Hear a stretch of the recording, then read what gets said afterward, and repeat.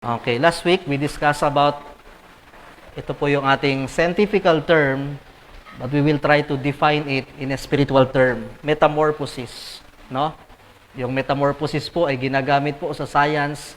It is a process of transformation. Alam po natin, yung butterfly, bago siya maging butterfly, nagsisimula siya sa pagiging uod, hanggang sa nagiging cocoon, and then nagiging butterfly, just like yung pong mga palaka from being tadpole.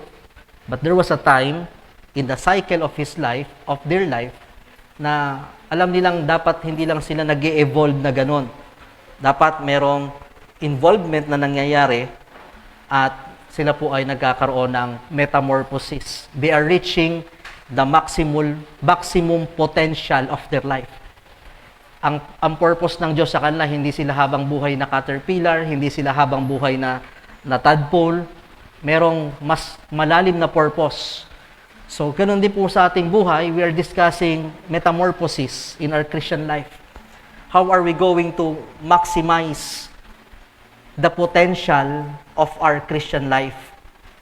Tulad ng ating na-discuss, pag sinabing life, hindi lang ito yung buhay ka.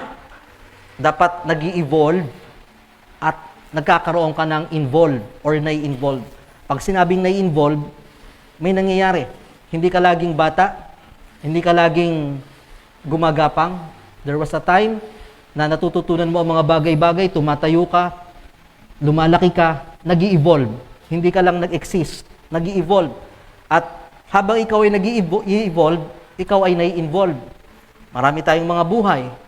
Nag-evolve as a family life, bilang anak. Nagkaroon ka ng educational life, nagkaroon ka ng entertainment life, nagkaroon ka ng barkada life or friends life, nagkaroon ka ng career life, and eventually, nagkaroon ka rin ng sarili mong family life. That's how our life evolved. Hindi ka lang pinanganak, nag-i-evolve ang buhay mo, may transformation. At bawat portion ng buhay na yon na tayo ay nag-evolve, tayo ay nai-involve because we are trying to reach out the maximum potential of our life. Itong mga young people na ito, dati sila lang yung tinuturuan. Pero nag-evolve. Sila na ngayon yung nagtuturo. Pero hindi lang sila basta lumaki, sila ay merong naging involvement sa iba't ibang bahagi ng buhay. Here, we can see our life evolves and it involves. And in every portion of our life, our goal is to be significant. Dapat malaking bahagi ng ating buhay ay nakita natin na naging significant, naging makabuluhan yung ating buhay na yon at nagkaroon tayo ng success. Not until, hindi lang doon nag-i-evolve ang ating buhay, one day in our life, kung meron tayong mga family life, meron tayong natawag na educational life, meron kang love life, meron kang career life, one day in your life, may banibagong buhay na pumasok sa iyo. Yun yung tinatawag nating Christian life. Yun yung panahon na tinanggap mo ang Diyos, yun yung panahon at kung saan masasabi mong pag sinabing Christian life, you are living with Christ. Ibang bagay po yung kilala mo ang Diyos sa nabubuhay ka na talagang may Diyos. Kasi nga, kung tatanungin mo naman lahat ng tao, especially sa Pilipinas, kilala ang Diyos. Pero meron bang tinatawag na Christian life? Yung Christian life, nagsisimula yun sa panahon na tinanggap mo siya, sinuko mo ang buhay mo sa Kanya, at nagsimula kang sumunod. Okay? Nandun yung salitang pagsunod. Doon iikot yung salitang nagkaroon ka ng panibagong buhay. Kaya nga, yung tinatawag natin, you must be born again, panibagong buhay, panibagong pagkabuhay. At doon, kung papaanong yung mga portion ng buhay natin, nag-i-evolve tayo, nag-i-involve tayo, God is also expecting us, bilang mga mananampalataya, na tayo ay mag-evolve din, at tayo ay ma-involve. And if we are pursuing for success and significant, sa lahat ng portion ng ating buhay. Wala naman sigurong estudyante na ang goal niya bumagsak. Gusto niya maging mataas ang grades, pumasa. Wala naman siguro nag-apply ng trabaho na ang goal niya sana matagtag ako dito, gusto ko ma-promote. We are aiming for success. We are aiming for significant sa ating mga evolvement at involvement ng buhay. Ganon din naman po ang ini-aim ng mananampalataya at ini-expect ng isang Kristiyano. Metamorphosis. Yung tayo po ay nag-grow. May part ng ating buhay na talagang tayo ay naging katulad ng isang caterpillar bilang isang mga bagong mananampalataya. Pero kung papaanong siyasatin natin ang buhay natin, ang laki na ng pagbabago, practically, secularly, ang laki na ng pagbabago sa ating physical, sa ating family, sa ating intellectual, sa ating financial. Ang tanong naman po, sa tagal na nating mananampalataya, ano naman po ang naging pagbabago na sa ating buhay mananampalataya? Isang masakit at makatotohanang paglilitis ng ating spiritual life. Sa umagang ito, yan po ang gustong mangyari ng Panginoon. Bago tayo maging mananampalataya, maaring tayo po ay nanggaling sa traditional na paglilingkod sa Panginoon. Or maaring hindi talaga tayo totally naglilingkod sa Panginoon. Pero in case na tayo man ay naglilingkod sa Panginoon, ang alam nating klase ng paglilingkod sa Panginoon, we come, we sit, and we go. Pero nung natutunan mong mas malalim ang Diyos, we don't just come, consider. Kasi kahit Kristiyano tayo, pwedeng tayo po ay humarap sa Diyos na hindi natin na-reach yung maximum potential ng ating buhay kasi may mga bagay na nakalimutan natin i-consider. How to reach our maximum potential as a Christian life? Unang-una, pinag-usapan po natin last week, kailangan matutunan ng isang Kristiyano yung salitang Lordship. Yung salitang Lordship, pag sinabi pong Lordship, ito po yung Master. Ito po yung Panginoon. That's why every time we call His name Lord, Panginoon, it speaks about the sovereignty of God.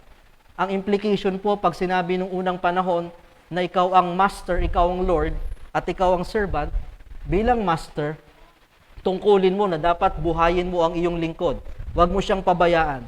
You need to take care of him. But as a servant, ang tungkulin mo, hindi problemahin kung paano ka mabubuhay, hindi problemahin kung paano ka makatatawid, kung paano ka makakain. As a servant, ang tungkulin mo naman, sumunod sa iyong master. Ang ating Diyos, tinuturing natin Panginoon. Tungkulin ng Diyos na itawid tayo sa ating buhay. Tungkulin ng Diyos na ibigay ang ating pangangailangan. Pero tungkulin natin na tayo ay sumunod sa Diyos. At yun ay magagawa mo lang kung matututunan mo talagang mag-surrender ng iyong buhay at isubmit ang iyong buhay sa ating Panginoon.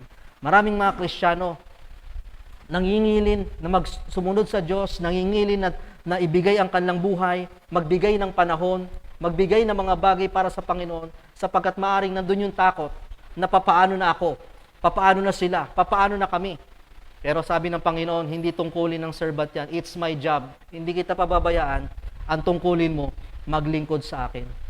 Lordship, hanggat hindi po natin naiintindihan yung salitang Lordship, hindi natin may papriority ang Diyos sa ating buhay. Hanggat hindi natin natututunan na tunay at buong pagkatiwalaan ng Diyos, na tayo maging dependent sa Diyos, hindi natin marireach yung ating maximum potential as a Christian. Bakit marami sa atin ang hindi natin kayang ibigay ang ating oras, ang ating lakas, ang ating mga gana, sapagkat maaring hindi talaga natin pinagkakatiwalaan ang Diyos sa mga bagay-bagay. But when we say Lordship, Lord, I totally surrender my life to you. Alam ko anumang mga bagay na isasakripisyo ko para sa iyo, ay ikaw din ang magpapalit, ikaw din ang magbabalik, at hindi mo kami pababayaan. Sometimes we are dependent with our life, with ourselves. We are dependent sa ating mga trabaho, sa ating mga resources. But when you learn the word Lordship, marami tayong Lord, marami tayong Masters, maraming mga taong maaring above sa atin. Pero sabi ng Panginoon, I am the Lord of Lords, I am the Masters of all Masters. Kung mga tao sa paligid na ito ay pinagkakatiwalaan natin, kung may mga mataong matataas na tinitingala natin, sabi ng Panginoon, I am the Lord of Lords. Ako yung Diyos na pwede mong pagkatiwalaan ng iyong buhay. What separates those Christians who learn to surrender and submit their life? Nandun yung salitang pagtitiwala. Pero hindi sapat na dapat tayo ay nagtitiwala. As like as the song says, trust and obey. Trust and obey. There's no other way to be happy in Jesus. Hindi tayo magiging masaya sa Diyos hanggat di natin natututunan talagang magtiwala at sumunod. It's another thing na nagtitiwala ka, pero pagkatapos mong magtiwala, hindi ka sumusunod sa Diyos. It's another thing na nanalangin ka sa Diyos, pero pagkatapos, may sarili kang pagsusumikap na hindi tayo nagsusurrender sa Diyos. Magkasama po yun. It's parallel. When you trust the Lord, you will obey the Lord. Trust and obey. No other way to be happy in Jesus. That's why you're asking yourself, bakit ganun? Parang ang nangyari ay, parang nagbago lang ako ng church, pero parang hindi naman nagbago yung atmosphere ng aking buhay. Parang yung saya ko naman ay ganun pa rin.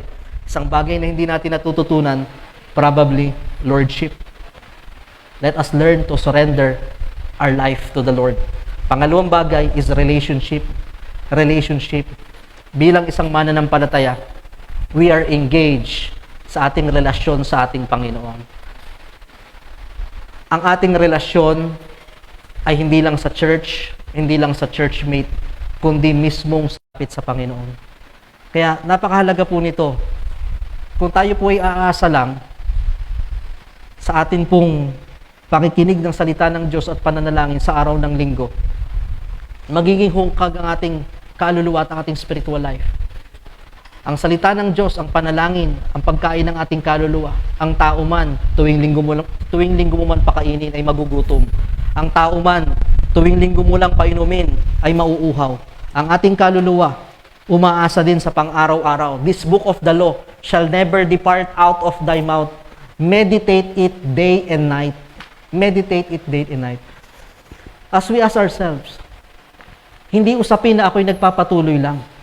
Kahit nagpapatuloy ka, pero how is your personal relationship with Jesus Christ? Ilang porsyento pa kaya sa mga mananampalataya ang talagang nananalangin ng mataimtim sa Panginoon? Hindi lang yung pagkumakain. Hindi lang yung, Lord, thank you for this food. In Jesus' name we pray, Amen. Ikaw at ang Diyos na yun eh. It's a personal encounter with God. At sa totoo lang, sabi ko nga, ang hirap gawin. Struggle tayo. Isa sa pinakang mahirap at madaling gawin, manalangin at mag-devotion. Sabi ko nga last week, bakit madali? Ano ba namang mahirap sa bubuksad ka ng isang verse? Ano ba namang mahirap sa magpe-pray ka ng 2 minutes, 5 minutes? Hindi mo naman kailangan ng load. Hindi naman matagal. Ang dali lang, di ba? Compare sa mga ginagawa natin. Pero bakit ang hirap? Spiritual things yun eh. Hahayaan ka ng jablo na pumasok sa trabaho, hayaan ka ng jablo sigurong mag-ministry, pumunta sa church. Pero kung merong pinakang ayaw ng jablong matuloy, yung ikaw ay magkaroon ng personal na ugnayan sa Kanya. Sa Diyos, sapagkat alam ng Panginoon na pag ito yung nagawa ng isang Kristiyano, marireach niya yung maximum potential. Sapagkat alam ng jablo ng isang Kristiyano na may tunay na malalim na relasyon sa Diyos, hindi basta-basta matitinag yan sa paglilingkod. Hindi basta-basta matitinag yan sa mga problema ng buhay. At magiging ma-impluwensya pa yan. Alam ng diablo ang kayang gawing potensyal ng isang Kristiyanong malalim sa personal na relasyon sa Diyos. That's why, napakahirap po at sina-challenge ko, hindi lang kayo, pati ang sarili ko. Napakahirap. Minsan mas madali pa yung tayo ay mga maglilinis, mas madali pa yung mga tayo may mga pupuntahang lugar. Kung tutuusin, sakripisyo yun, mapagod yun, physical. Pero yung gawain para sa Diyos na manalangin, napakahirap sapagkat ayaw ng diablo na umabot tayo sa puntong yun. Search our heart. Kamusta ang inyong prayer life? Kamusta ang inyong devotion? Speaking about benefits, yung napapala, di ba? May mga benepisyo tayo. Tayo naman mga tao, syempre tumatanaw tayo ng utang na loob, benefits. May benepisyo tayo sa mga tao, may mga benepisyo tayo sa mga trabaho, may mga taong talagang nagbibigay sa atin ng benefits. Pero pag-usapan naman natin dito, sabi ni David, tingnan ko naman ano ba yung benefits na natanggap ko sa Diyos. Yung bigyan ka lang ng buhay, benefits na yun eh. At yung benefits na yon, binigay ng Diyos sa sino man, kahit hindi mananampalataya, binigyan niya ng buhay. Yung ikaw ay sikatan ng araw, yung nagtatapat at hindi, parehas binigyan ng sikat ng araw. Parehas binigyan ng buhay. Yung mananampalataya at hindi, parehas binigyan. Benefits, doon pa lang, buhay, benefits na eh. Yung bigyan ka pa kaya ng pangalawang buhay at walang hanggang buhay, kahit saang ahensya ng gobyerno, hindi kayang ibigay sa yung benefits na yun. Kahit sinong tao, hindi kayang ibigay yun. You can see the benefits that we have to God this time. Bagamat naghihirap ang mundo, pero nandiyan pa rin ang provision ng Diyos. May mga time na tayo ay hindi natin alam kung paano makatatawid, but God delivered us up from them all. Kung usaping benefits, oo, marami pang maring may mga bagay na hindi pa binibigay ang Diyos. Pero mas maraming bagay na ibinigay ang Diyos. Maring may mga bagay na hindi mo pa na iyong hinihingi at hindi pa dumarating, pero may mga bagay din naman na hindi mo hiningi at binigay niya. benefits. At napagtanto ni Haring David, what shall I render? Ano naman yung gagawin ko para sa Panginoon? Kaya the third point, how to reach your maximum potential as a Christian is worship. Pag sinabi nating worship, praises, rendering our life, sabi, what shall I render? Ako'y nagpapasalamat, ano naman yung aking gagawin upang ako ay maging tapat? What shall I render unto the Lord? Tatlong portion ng ating buhay ang pwedeng maging bahagi ang Diyos. We can render our time, we can render our talent, we can render our treasures. Tatlong portion ng ating buhay. Kaya tayo po, pinapractice natin na hindi lang tayo sumisimba, tayo ay sumasamba. Ang itinuturo po sa atin ng ating traditional na church, ang alam lang natin, basta tayo pumunta sa church, sapat na. Pero hindi po tayo traditional, tayo ay transformational. Naiintindihan natin ng mas malalim ano yung worship. Pag sinabing worship, hindi ka lang sumisimba, sumasamba. At sa pagsamba, nandun yung salitang nagpapasalamat. Pero hindi dapat nagtatapos sa nagpapasalamat, nagtatapat. At kung tayo ay nagtatapat, ano ang ibibigay natin sa Diyos? What shall I render? Meron tayong tinatawag na ministry sa church. Ministry. Attending church is not a service at all. It's just attending. Pag sinabi po nating, di ba nakita nyo lagi sa cover picture ng ating church, Sunday. Okay, Sunday. Pare-parehas yan. Worship. Service. Okay? Napansin nyo, tayong mga Baptist, nandun lagi yung salita natin pag Sunday, worship service. Pag sinabing service, may ire-render tayo sa Panginoon. May ire-render tayo. Attending the church, yung ating attendance, yung ating presensya, is not merely service at all. Wala pa tayong ginagawang serbisyo nun. Papasok ang salitang service when you learn the word ministry. Ministry. Pag sinabing ministry, service, meron kang magiging bahagi. Meron kang magiging involvement. Kasi ang metamorphosis, may evolvement, nag-evolve ka, dati ito ka lang, dati wala kang ginagawa, dati nakaupo ka lang, dati ka pa, nag-i-evolve ka na, at pag ikaw ay nai-evolve, ikaw ay nai-involve. That is what we call ministry. Kung tayo ay siguro ay bisita pa lamang, kung tayo ay bago-bagong mananampalataya, pero kung tayo ay matagal ng mananampalataya, dapat nagkakaroon tayo ng gawain para sa Panginoon. And the call is for all. The call is for all. Ayon sa ating kakayahan, ayon sa talentong ipinagkaloob ng Panginoon, may kakaibang ligaya na hindi natin nararanasan kahit Kristiyano na tayo unless you get involved yourself in the ministry. Amen. Rich. Kaya minsan yung mga nasa church, kahit mga pagod na, what keeps them going? Masaya naglilingkod sa Panginoon. Masaya naglilingkod sa Panginoon.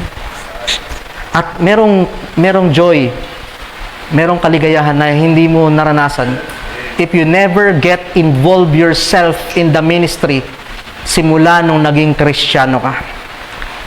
Siguro may mga time na na-involve ka dati, naranasan mo na, may mga time lang talaga nagkasakit, na busy. Pero from time to time, nung simula ikaw ay naging Kristiyano, matagal ka naging Kristiyano, you never get involved in any of the ministry. I'm sorry, you just merely attend. Hindi mo na-reach yung maximum joy and potential as a Christian. The same pa rin yan. Yan pa rin ang ginagawa ng mga dating pananampalataya. Sumisimba, lumalabas. Traditional. Sabi ng Panginoon, be transformed. Transformed by the renewing of your mind. Nagbago na ang isip natin. Nagbago na yung perspective mo. Sa pakikinig ng salita ng Diyos, mas nauunawaan mo na renewing of your mind. Hindi lang pala ganun yun. May ministry tinatawag. And the ministry, ito yung nag-a-anchor sa'yo upang ikaw ay manatili sa gawain ng Diyos. Kaya nga lagi nating sinasabi, lagi nating ina-associate, diba? Gawain. Service yun pag gawain. Gawain ng Diyos, yung ministry. Ito yung dahilan kung bakit ikaw ay tumatagal. Ito yung dahilan kung bakit hindi ka makaalis. Ito yung dahilan bakit kailangan mo ma-involve. Because you have ministry. Pag wala tayong ministry, madali lang iwan ang isang lugar, ang isang bagay. Pag hindi mo ramdam ang iyong involvement sa isang lugar, napakabilis lamang iwanan. But if you have the ministry, it anchors. Attending church is good, but it's not the whole picture of what it means when Christ says, follow me. Follow me. Jesus Christ didn't say to His disciples, sit beside me or sit there. Jesus said, follow me. Ano bang ginawa ng Diyos? Nagserbisyo sila, di ba? Nagpakain, nagpagaling. Service. God is inviting us to be in the service of the Lord. Worship. Ang ating pagiging Kristiyano, hindi spectator-based. It means to be participatory. Get involved. Here's how the Bible tells it. We are not just saved to sit, but you are saved to serve. I don't know how I'm going to preach this. I'm trying to be light. Pero, mag-evolve tayo Hey, Christians, matagal pa tong Christian life natin, hindi natin alam. Until God calls us home, or until mamatay tayo. Kaya dapat na i-correct.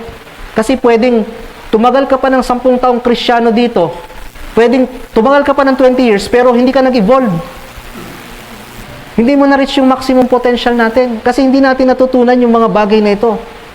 Lordship, relationship, and worship. Pwedeng tumagal ka pa ng 20 years sa church na ito, pero hindi ka na-involved. That's why, probably, the Lord is telling us, we need to correct. Alam niyo yung gulong na butas, no? Pwede mo namang siyang itawid pa rin idiretso po pa rin yung butas, pwede naman Kaya lang, magkakaroon ng delay. Pwedeng mapahamak ka pa. Pwedeng mas malayo pa sana ang naabot mo kung napavulcanize mo. And that is what we are trying to fix. Na magpapatuloy tayo. Tingnan natin. We are not just saved to sit, you are saved to serve. 1 Peter chapter 4, sabi doon, each of you should use whatever gift you have received to serve others. May mga gift tayo. May mga iba't iba tayong talento. At kung yung mga talentong yun, nagagamit natin sa labas, yung ating panahon nagagamit natin sa labas, yung ating kayamanan nagagamit natin sa labas, what shall I render unto the Lord for all the benefits? Yung attributes of pasasalamat, ibinibigay naman natin sa Diyos. Pero yung pagtatapat, sa labas natin linalabas lahat. Wala pong masama doon. Pero dapat pag sa Panginoon, meron din tayo.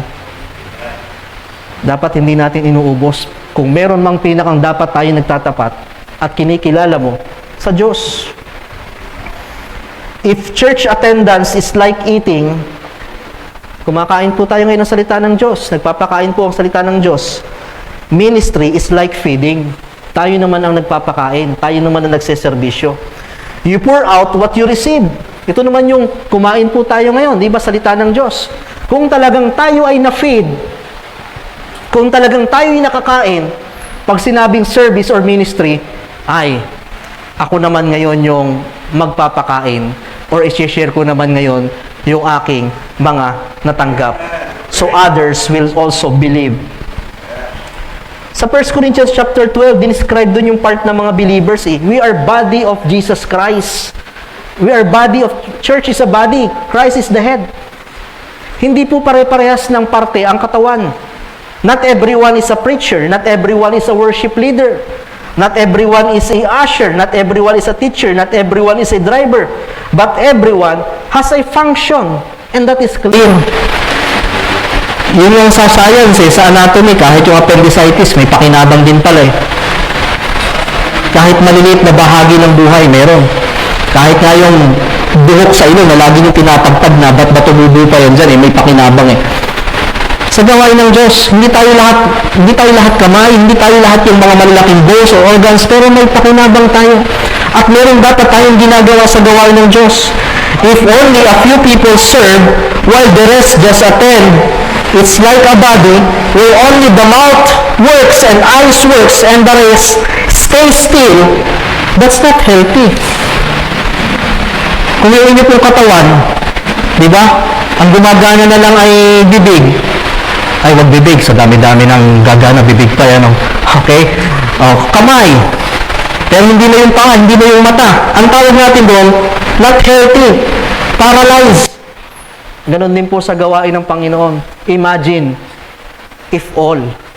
Imagine kung lahat ay nagkakaroon ng gawain sa gawain ng Panginoon. It will leads to spiritual church paralysis. Yan po ang problema ng mga maraming churches. At sa church pong ito, purihin ng Panginoon, hindi po magpapatuloy ang ating church ng 41 years kung pastor lang ang nagtrabaho, kung pastor lang ang natutunan ng salitang ministry. May mga nagserbisyo, may mga nagtatrabaho, may mga nag-i-evolve at may mga nag-i-involve. Pero people come and go. Ang mga tao nawawala, umaalis. Diba? Umaalis, nawawala. Pero sa bawat panahon, lagi ang Diyos merong tinitindig na mananampalataya na matututunan yung salitang lordship at worship upang handang maglingkod sa Panginoon. Katulad po ng iba, napakalawak po ng ministry ng ating church. Diba? Meron tayong pang Sunday ministry. Meron tayo pong iba't ibang klaseng ministry. Pag sinabing ministry, yung mga gawain. Diba? Meron tayong workers, pero hindi po sapat ang workers natin. Meron tayong mga gawain na pang Sunday. Meron tayong tinatawag na full-time service. Yung talagang dito na tumitira, mga workers natin yon, pastor. Hindi po natin pwedeng gawin lahat yon. Pero meron tayong tinatawag na mga part-time service. Ano po yon? Yung tuwing Sunday. Doon kayo nai-involve. Kung ano pa man yan, choir, worship team, Sunday school, feeding. Meron naman mga by schedule. Ilalagay lang kayo every other month, ilalagay kayo sa ganito. Meron namang by occasions. Meron tayong big events. Kailangan natin ng mga volunteers, kailangan natin na magluluto, kailangan natin na maglilinis, kailangan natin na magdi-design. Sa anumang paraan, pinagtutulungan. At nakaraos ang ating church, na-deliver ang ating church sapagkat we get involved. And we evolve. But so much the more. How much the more? Lalo pa kaya kung lahat? Lalo pa kaya? Well, whether we use our life to the Lord or not, whether you involve, the church will go on. Magpapatuloy. Sapagkat hindi nakasalalay sa ating involvement, laging may biyaya ang Diyos. Tatawag at tatawag ang Diyos ng sino mang mga mananampalataya. Pero iba po yung ligaya nang alam nating tayo po ay na-involve. Amen. Attendance can become comfort, but ministry brings transformation. It is possible to sit in church for years and stays the same. Posible po yun. Na nandito naman tayo. Well, maganda naman yun, kaysa naman nawala. It is possible to sit in church for years, but to stay the same. Why? Because hindi natin na-reach yung ating maximum potential. But when you serve, your patience gets tested. Your characters gets refined, and our dependence on God increases. Growth happens when you're involved, not just when you are informed. Every day, every Sunday, we are informed. Ilang preaching na kaya ang narinig natin? We are informed.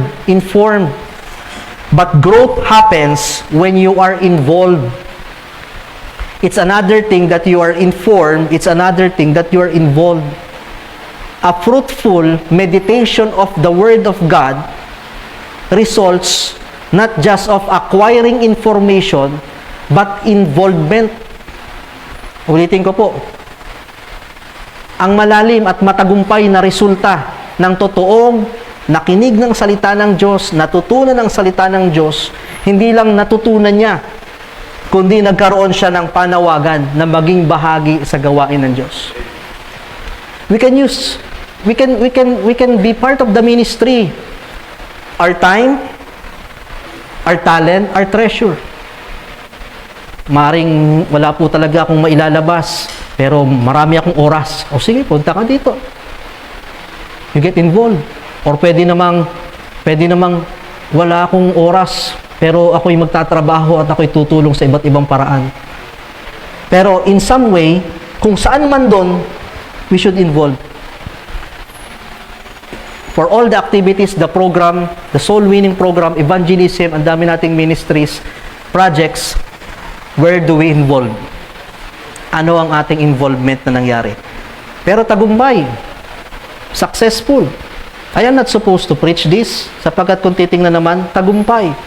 But I'm preaching this because nagpapatuloy ang ating Christian life. For those who don't reach their maximum potential as a Christian, and for those who really don't reach the joy of serving the Lord, these are things that we should consider.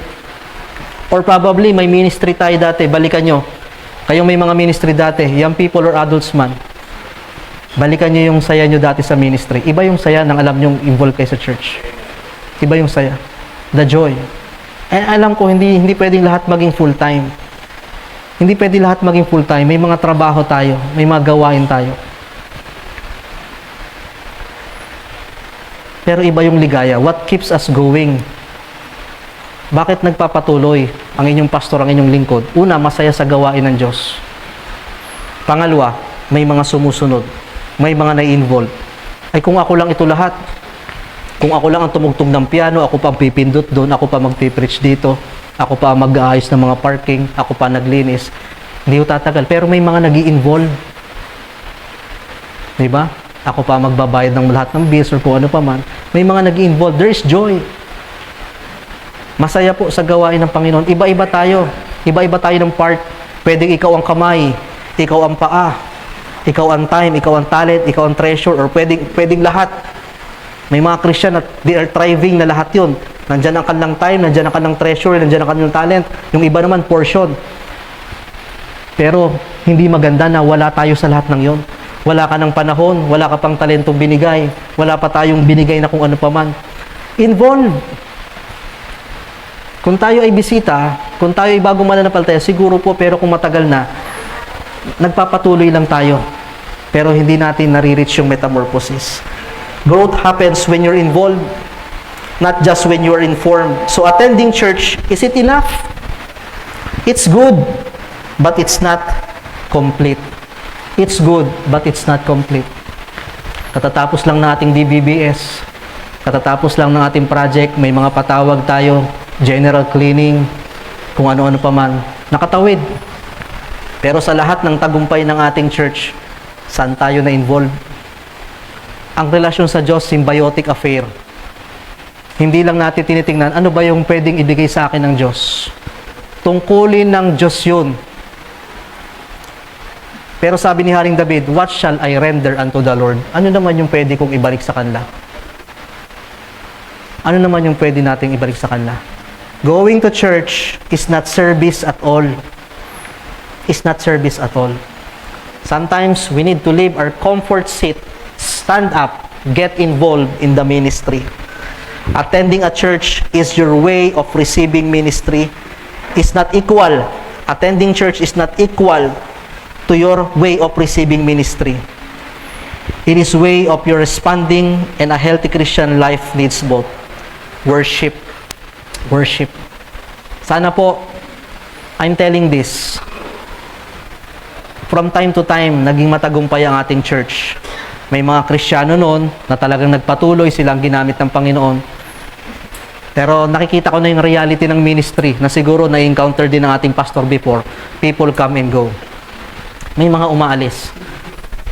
Yung mga officers na lang natin, kung bibilangin more than 50 ang nawala.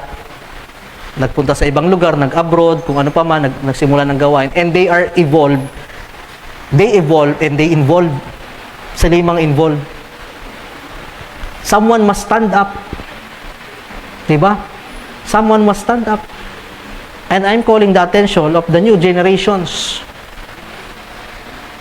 Anong for 41 years na ipagpatuloy ang gawain na ito, sana yung panawagan na kayo ay hindi nyo pabayaan ang gawain ng Diyos, ipagpatuloy nyo. Ipagpatuloy nyo. Hindi natin pwedeng iasa sa labas. Saan ka naman nakitang bahay na ang kumain, ang nagdumi, ang naglaba, ay family namin, ang tatawagin namin ikapitbahay para maglinis, para mag-ayos, para mag-maintenance. Walang ibang mangangalaga sa bahay kundi yung nakatira. Tayo ang nakatira sa bahay-sambahan na ito. The question is, what is our part? How do you worship the Lord? Kung tayo ay bago pa lamang, siguro po nga, naintindihan natin to. Ito yung hindi tinuturo sa dati, sa traditional church. Basta alam nyo lang, sapat na, masayang-masaya na tayo. Parang feeling natin kay Lord na, Lord, ito ha, nagsimba na ako, nag-church na ako, wala na kayong masasabi. Yun lang yung alam natin before. Pero tinuturo ng Biblia, hindi po yun. Hindi sinabi ng Panginoon na come and sit with me, come and follow me. And what is follow me? If you love me, keep my commandments. Merong iglesia na iniwan ng Diyos where you can render your love to the Lord. If you are in the church who doesn't preach correction and challenge, you are in the wrong church. Kung ang naririnig mo lang lagi ay comfort, nasa maling simbahan ka. I preach comfort. But the Bible, ang church ay hindi yung program. Ang church ay yung tao. Dapat yung mismong church, the members of the church, dapat nag-i-evolve din. Nag-i-evolve din tayo. We try to engage, compromise. May mga time po talaga na tayo ay busy. You can be busy for a days, for a weeks. Listen, kung ano man ang ating reason, you can busy, young people, adults, pwedeng maging busy ka ng 1 linggo, 2 araw, 1 buwan. Pero yung busy ka ng 1 taon, na yun ang dahilan natin, hindi ka na busy nun. Imposibleng walang araw doon, walang linggo doon, walang prayer meeting doon, walang Sabado doon na nagkaroon ka ng free time. Hindi ka, kung gusto nyong behind the scene or kung ano pa man, may mga time na tayo nagluluto-luto or kung ano pa man, maraming gawain sa ministry. Get involved and get evolved sa ating pong gawain. Para hindi na be-burnout yung iba, hindi napapagod yung iba, nagtutulungan, nagbubuhatan, and that's how our church evolves. Yun po yung naging sekreto ng church natin, bakit nagpatulong po ito ng 41 years. Kung tayo man ay may mga pagkukulang, kung ngayon lang natin uli na-realize, may buhay pa. Ang Diyos nagdudugtong ng buhay. Listen to this, especially adults. Ang Diyos nagdudugtong ng buhay para hindi lang para ipagpatuloy mo ang buhay mo dito. Listen, ang Diyos nagbibigay ng buhay, hindi lang para ipagpatuloy mo ang buhay.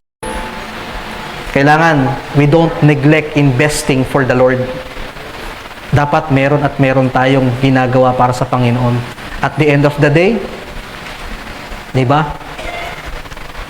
Sabi ng kanta kanina, it's not in vain. It's not in vain. Hindi mawawala ng kabuluhan. Kaya, let's try to balance. Balansin po natin. Actually, hindi nga balanse ang Diyos eh. Okay? Tama ba yun? Hindi balanse ang Diyos. Ilang porsyon ng buhay natin, ng oras natin, ang para sa ating sarili, para sa pamilya natin, para sa ating mga personal issues. Lamang na lamang tayo, di ba? Hindi balanse ang Diyos. Pero, ang Diyos, may tamang portion ng oras, yung ating lakas, yung ating kita, na para sa Panginoon. And those are things that we should get involved. Balik. Gusto kong maging bahagi ng gawain. I want to reach the maximum joy potential of being a Christian.